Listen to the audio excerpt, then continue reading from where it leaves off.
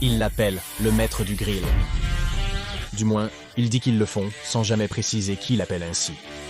Mais son tablier sur mesure porté sur sa chemise en flanelle en est la preuve. Il affiche des flammes oranges sur un fond noir. Crâne avec 2 spatules croisées en dessous et son titre supposé éclatant en haut. Il est le maître du grill et personne ne peut lui enlever ça. Ses barbecues sont légendaires, célèbres dans tout l'État, ou du moins connus des autres pères vivant dans la rue, soit parce qu'ils en ont déjà assisté à un, soit parce qu'ils ont vu la gigantesque colonne de fumée s'élevant derrière la maison et occultant la lumière du soleil. Les flammes rugissent du barbecue, les bières sont englouties, les enfants courent en hurlant, tout cela sous la chaleur accablante du soleil de Floride. Le maître du grill se tient fièrement à son poste, souriant en sachant que cela pourrait bien être son barbecue le plus célèbre de tous. Il n'a jamais organisé un barbecue aussi populaire avant. C'est sûr que cela fera oublier aux voisins le divorce. Un enfant se rue vers lui, agitant un pistolet à eau bleue et vert. Problème ? Le maître du grill avertit de ne pas pulvériser près du feu, l'enfant rit en réponse. C'est un simple jeu pour eux, inconscient de la réputation en jeu. Le maître du grill donne un autre avertissement, mais l'enfant réfractaire se plaint, affirmant qu'il vient d'acquérir ce pistolet à eau dans une vente de garage et n'a pas encore pu l'utiliser sur quelqu'un.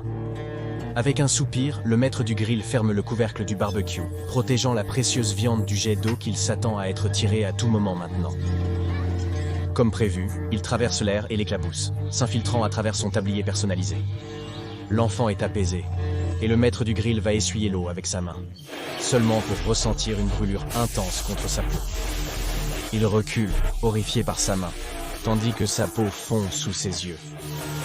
Il essaie désespérément de se sécher, mais la douleur brûlante atteint sa poitrine, alors que le liquide corrosif traverse le tissu et commence à ronger sa chair. Le maître du grill ne sait pas, alors qu'il tombe au sol en se tordant de douleur, qu'une chose minuscule est transportée dans son sang, se frayant un chemin vers sa nouvelle maison. Un barbecue estival en banlieue qui se termine dans le chaos semble être la parfaite folie pour la fondation SCP. Les opérateurs de la fondation ont rapidement envahi la petite ville de Floride, restant indétectés grâce à l'administration massive d'amnésiques à la population locale. Aucun des voisins, ni aucun autre résident local, ne se souvenait de ce qui s'était passé. La créature qu'ils avaient vue et la malheureuse victime qui était devenue son hôte ont été effacés de la mémoire de tous. Les dossiers hospitaliers et d'emploi locaux de l'homme ont été expurgés, et ce qui restait d'un civil blessé a été pris en charge par la Fondation, ainsi que tout autre élément provenant de la scène de l'incident qui pourrait servir de preuve. Les chercheurs de la Fondation ont rapidement commencé à examiner l'homme gravement brûlé par des produits chimiques. Toutefois, le chercheur s'efforçait de déterminer l'origine précise de quelque chose qui s'était manifesté dans son corps lorsqu'il avait été aspergé. Quelques suggestions dispersées ont été faites pour tenter de séparer les deux, afin d'essayer de sauver la vie du civil de tout ce qui s'était lié à lui. Une évaluation a montré que l'homme, utilisé comme hôte par la créature, était encore en vie, mais perdait vite ses fonctions cérébrales et motrices. Ainsi, le département des finances a estimé que sauver sa vie n'était pas une allocation suffisante du temps et des ressources de la Fondation. On a dit aux chercheurs de la Fondation d'ignorer les appels à l'aide de l'homme et de plutôt se concentrer uniquement sur la créature. Il ne leur a pas fallu longtemps pour déterminer l'évidence que quel que soit cet organisme, il était différent de tout ce qui se trouve sur Terre. Après des tests et des examens plus approfondis, il semblait que ce qui s'était lié à l'hôte humain était une sorte d'organisme unicellulaire non identifiable que les scientifiques de la Fondation ont pris l'habitude de surnommer Kelvin. Ils ont pu examiner de plus près Kelvin, découvrant que la forme de vie unicellulaire était principalement composée d'un polymère organométallique et de chaînes d'énamine. En plus d'être radicalement différent de toute forme de vie native de la Terre, les chercheurs de la Fondation étaient perplexes quant à la manière exacte dont ce minuscule organisme s'était incrusté dans un corps humain, ou, plus inquiétant, pourquoi. La créature unicellulaire, en raison de sa structure et composition chimique, ne paraissait pas apte à survivre dans le corps humain. Les scientifiques éminents de la Fondation ont réalisé plusieurs simulations, concluant que l'environnement parfait pour un organisme comme Kelvin serait une solution liquide contenant du méthanol, du formaldéhyde et de l'acide acétique, avec divers sels. Ces produits chimiques existent naturellement dans le corps humain. Le méthanol, aussi appelé alcool de bois, se trouve dans divers organismes tels que les animaux, les plantes et les humains. Les fruits, légumes, boissons fermentées et sodas diététiques avec aspartame sont tous de bonnes sources de méthanol. Le formaldéhyde et l'acide acétique sont également dérivés du méthanol et sont couramment créés par des réactions chimiques pour être utilisés comme matière première dans des produits tels que les plastiques acryliques et les tissus synthétiques. Ce qui fait que ces trois produits chimiques sont présents dans les vêtements, les adhésifs et la peinture, ainsi que dans le corps humain. Dans le cadre du processus métabolique, les humains produisent naturellement environ 1,5 once de formaldéhyde, ainsi que de l'acide acétique, qui aide en fait à métaboliser certaines graisses et glucides. Cependant, bien que tous les produits chimiques et sels nécessaires à la survie de Kelvin étaient présents dans le corps où il vivait maintenant, cela ne signifiait pas que la créature unicellulaire était nécessairement adaptée à être à l'intérieur d'un hôte vivant. Pour commencer, un corps humain est en lui-même un organisme plus complexe qu'une forme de vie unicellulaire comme Kelvin. Ainsi, les défenses naturelles du corps rendent l'habitat hostile pour les visiteurs inattendus. Les anticorps humains attaquent généralement les corps étrangers pour protéger et maintenir la fonctionnalité des organes vitaux. De la même manière que le corps humain se protège des virus, il défendait également l'hôte involontaire contre Kelvin. Malgré l'épuisement du système métabolique de l'hôte en méthanol, formaldéhyde et acide acétique par Kelvin pour sa survie, affaiblissant le système immunitaire, les anticorps ont réussi à attaquer la forme de vie unicellulaire. Plus l'homme restait en vie longtemps, plus il produisait d'anticorps, et ceux-ci creusaient des trous dans la paroi cellulaire qui protégeait Kelvin. Donc, encore une fois, les scientifiques de la Fondation étaient face à un autre dilemme. Devraient-ils garder l'hôte en vie et aider son corps à rejeter Kelvin, ou devraient-ils expérimenter le renforcement de l'organisme unicellulaire pour voir ce qui se passerait? La décision a été reportée de l'équipe de recherche à la chaîne de commandement. Le département des finances a fait valoir que les ressources de la Fondation étaient mieux dépensées pour comprendre cette anomalie unicellulaire, mais le comité d'éthique a rapidement argumenté que le travail de la Fondation était de protéger le public des anomalies. En laissant mourir l'hôte humain de Kelvin, ils abandonneraient leur mandat principal. Finalement, la décision est parvenue au Conseil 05 qui a étonnamment vite contourné les préoccupations du comité d'éthique et approuvé la recherche visant à maintenir Kelvin en vie et fonctionnel, peu importe ce que cela faisait à l'hôte. Ainsi, suivant les ordres du Conseil, les chercheurs ont concentré tous leurs efforts sur Kelvin. Ils ont réussi à introduire et à synthétiser une solution contenant tous les produits chimiques nécessaires à la survie de la créature unicellulaire, un cocktail de méthanol, d'acide acétique, de sel et de formaldéhyde, qu'ils ont ensuite introduit dans la circulation sanguine de l'hôte. En effet, cette abondance de produits chimiques dont il avait besoin pour sa nutrition n'a fait que renforcer tellement qu'en quelques jours, il a pu résister aux attaques d'anticorps.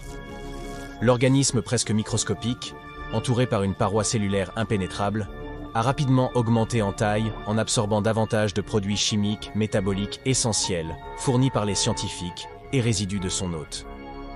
En quelques semaines, l'hôte de Kelvin ressemblait plus à un zombie desséché et flétri qu'à un être humain vivant. Son corps était relié à des sacs intraveineux de produits chimiques synthétiques. Le personnel de la Fondation a reçu l'ordre d'ignorer ses faibles supplications d'aide. Certains se sont inquiétés lorsque son rythme cardiaque a baissé au point qu'il a presque fait une ligne plate, mais cela n'a jamais abouti qu'à une secousse électrique qui a relancé son rythme cardiaque régulier. Pendant ce temps, Kelvin était nourri. Les scientifiques ont observé l'organisme unicellulaire via des microscopes spécialisés, d'où la non-remarque immédiate du changement. Se concentrer sur le même endroit est rapidement devenu comme fixer une seule goutte dans un océan. La radiographie de l'hôte a révélé une masse sombre dans leur cavité thoracique. Il était clair que Kelvin avait subi une sorte de poussée de croissance, où il avait commencé comme une seule cellule. Depuis que la Fondation avait commencé à le nourrir, Kelvin avait commencé à produire sa propre masse à l'intérieur de l'hôte humain. Avant longtemps, il était nettement plus grand, à tel point qu'il était observable sans l'équipement nécessaire auparavant. Toutefois, certains scientifiques n'étaient pas totalement rassurés quand ils ont remarqué des tics étrangers provenant de sous la peau de l'hôte. Il est vite devenu évident, même sans voir les radiographies, que Kelvin avait changé de forme, ainsi que de taille. La créature semblait s'être adaptée à la cavité thoracique de son hôte, mais plus elle grandissait rapidement, plus elle risquait de devenir trop grande pour rester à l'intérieur de l'infortuné humain. 3 appendices, considérés comme des bras ou jambes, étaient repliés au-dessus de l'emplacement supposé de l'estomac de l'homme, déplaçant ses organes. Le reste de la nouvelle forme de Kelvin semblait vaguement ressembler à un poisson-lune, l'un des plus grands poissons vertébrés du monde. Des analyses ont montré une augmentation de la taille de Kelvin, signifiait que la créature développait également son propre ensemble d'organes internes et d'os, presque comme un embryon, plutôt que la cellule unique qu'elle était au départ. La Fondation n'aurait peut-être pas su exactement quel type de créature était Kelvin, ou même d'où il venait à l'origine, si ce n'était pour un incident d'urgence qui a eu lieu dans l'un de leurs établissements. Il se trouve que le même site où les chercheurs maintenaient Kelvin en vie à l'intérieur de son hôte est devenu la cible d'une attaque par nul autre que l'Insurrection du Chaos, le dangereux groupe dissident qui servait autrefois de partie de la Fondation. L'Insurrection du Chaos a pris d'assaut l'installation de manière rapide, brutale et impitoyablement efficace. Grâce à leur formation par des membres désavoués de la force mobile d'élite Alpha 1 de la Fondation, le Red Right Hand, ces insurgés ont pu naviguer dans les couloirs du site de recherche dans une tentative de le piller pour des objets anormaux qu'ils pourraient utiliser dans leur guerre en cours contre la Fondation SCP. Depuis leur création par le Conseil 05, l'Insurrection du Chaos a une longue et riche histoire d'opérations sous le couvert de l'histoire qu'ils étaient des traîtres à la Fondation, volant des anomalies en secret pour promouvoir l'agenda obscur du Conseil lui-même. Cependant, ils avaient depuis longtemps fait défection et servaient maintenant leur propre agenda néfaste, lançant des attaques contre les installations de la Fondation, s'emparant des SCP au potentiel dangereux et éliminant le personnel de la Fondation. Les conséquences de l'attaque de l'insurrection étaient un désastre. Les corps des chercheurs et du personnel de la Fondation avaient été laissés éparpillés dans les couloirs du centre de recherche. Les équipes de nettoyage ont eu la tâche désagréable de retirer les restes et de nettoyer les taches de sang, tandis que le personnel de recherche d'autres sites a été appelé pour prendre en charge les divers projets et anomalies en cours d'étude, par leurs collègues moins chanceux. C'est alors qu'ils ont trouvé Kelvin. Dans l'un des laboratoires de l'installation, un opérateur de l'Insurrection du Chaos a été découvert mort, écrasé sous le corps de quelque chose d'inhumain. Ce qui restait du corps humain de Kelvin avait été éclaboussé dans plusieurs directions.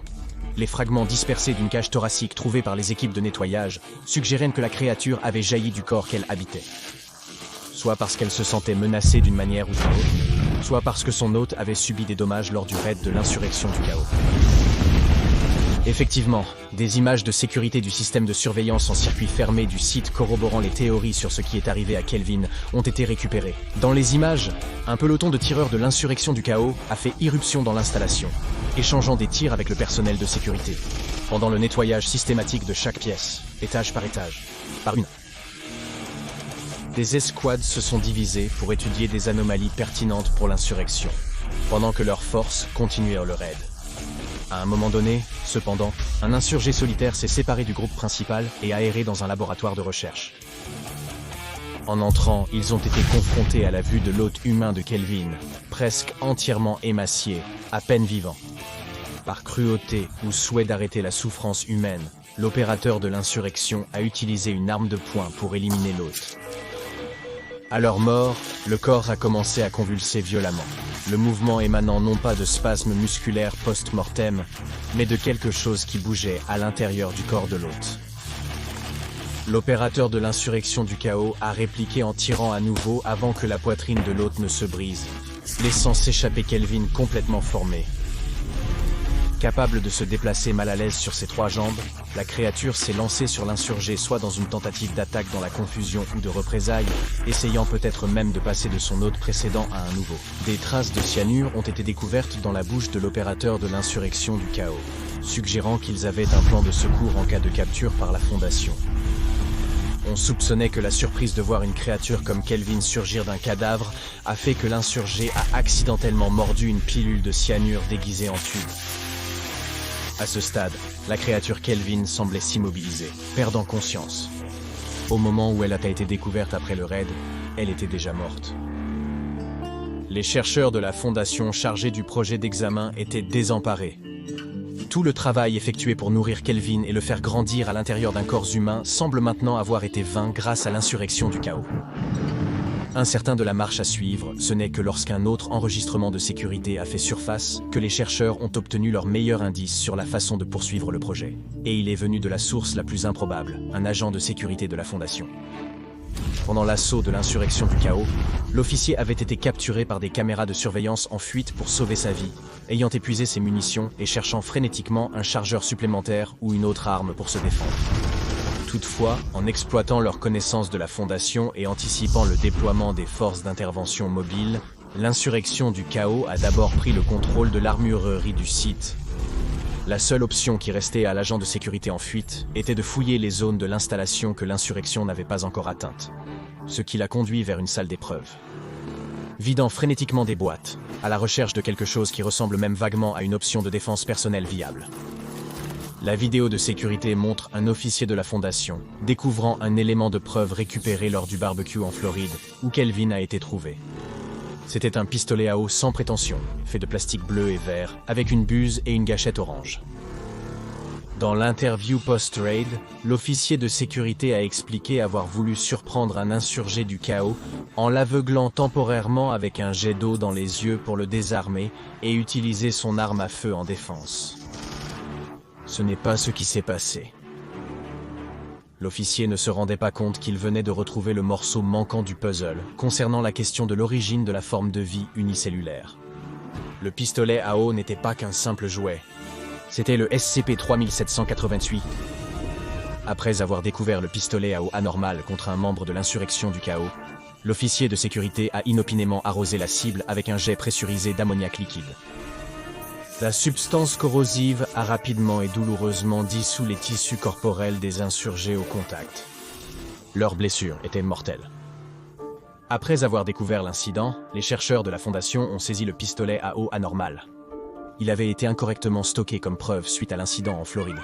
Mais l'équipe de recherche précédente était trop fixée sur le développement de Kelvin pour remarquer ce qui semblait être un jouet d'enfant inoffensif. Les chercheurs ont commencé à enquêter sur les capacités de l'objet dans une tentative de déterminer un lien entre le pistolet à eau tirant de l'ammoniac et l'échantillon maintenant décédé d'un organisme unicellulaire. Les tests ont rapidement fourni les réponses recherchées.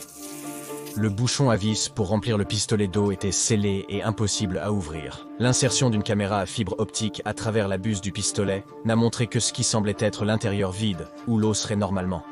Pourtant, comme le personnel de la Fondation l'a découvert, SCP-3788 lui-même était l'endroit d'où venait Kelvin. Le pistolet lui-même contenait une anomalie spatiale le reliant à un emplacement inconnu. Lorsqu'il était tiré, le jet à haute pression d'ammoniac corrosif qui était libéré provenait de l'endroit où cette anomalie spatiale menait. Après un examen plus approfondi du produit chimique dangereux libéré chaque fois que la gâchette de SCP-3788 était tirée, les experts de la Fondation ont découvert la présence d'autres produits chimiques, à savoir du méthanol dissous, du formaldéhyde, de l'acide acétique et divers sels, exactement ce dont Kelvin avait besoin pour survivre. La solution d'ammoniac contenait également plusieurs organismes unicellulaires non identifiés, composés principalement de polymères organométalliques et de chaînes d'anémones, et contrairement à toute autre forme de vie trouvée ailleurs sur Terre. En bref, ils étaient plus de Kelvin.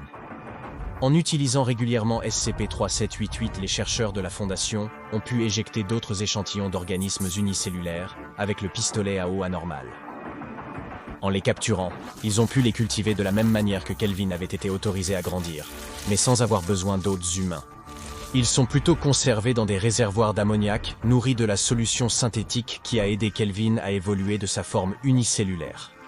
Parfois, l'utilisation de SCP-3788 entraînait l'éjection d'un organisme non identifié qui ressemblait à un poisson-lune, chacun possédant 6 yeux et 3 membres. À l'examen plus approfondi, ces créatures partageaient également une biochimie similaire à celle des organismes unicellulaires et au reste décédé du sujet de test Kelvin. Cependant, les tests utilisant SCP-3788 ont été suspendus suite à un incident désormais désigné Incident 3788G. 4 mois après le début de leurs expériences avec le pistolet à eau anormal, l'objet a inopinément éjecté un véhicule métallique de 35 mètres de long qui a été propulsé à la même vitesse que l'ammoniac liquide. Cela a entraîné son effondrement à travers diverses parties de l'installation de la Fondation, causant de multiples blessures et quelques décès sur le lieu de travail, ce qui a coûté cher à la Fondation en indemnisation. Le véhicule ressemblait à un sous-marin. L'ouverture de la trappe métallique de l'entrée par les agents de la Fondation a fait sortir un groupe de 8 organismes. Chacun montrait des signes de sapience, ainsi que 3 jambes, et semblait ressembler à un poisson-lune, tout comme Kelvin l'avait fait. Néanmoins, les 8 êtres ont rapidement perdu connaissance suite à un choc atmosphérique et ont été aussitôt déplacés vers des réservoirs d'ammoniac pour leur survie. Une inspection de leur véhicule par la Fondation a révélé des pictogrammes, ainsi qu'une langue écrite qui n'a été que partiellement traduite. Sur la base de ces informations, la Fondation a des raisons de croire que les créatures sont originaires de Titan, l'un des satellites de Saturne, et que c'est là que conduit l'anomalie spatiale au sein de SCP-3788. Une conclusion que presque personne ne soupçonnait mais qui était indéniablement et littéralement hors de ce monde. Rejoignez le Patreon du Dr Bob en tant que jeune chercheur dès maintenant. Allez maintenant regarder une autre entrée des dossiers du Dr Bob, comme SCP-3852, plus de corps dans l'eau, justice de petite ville.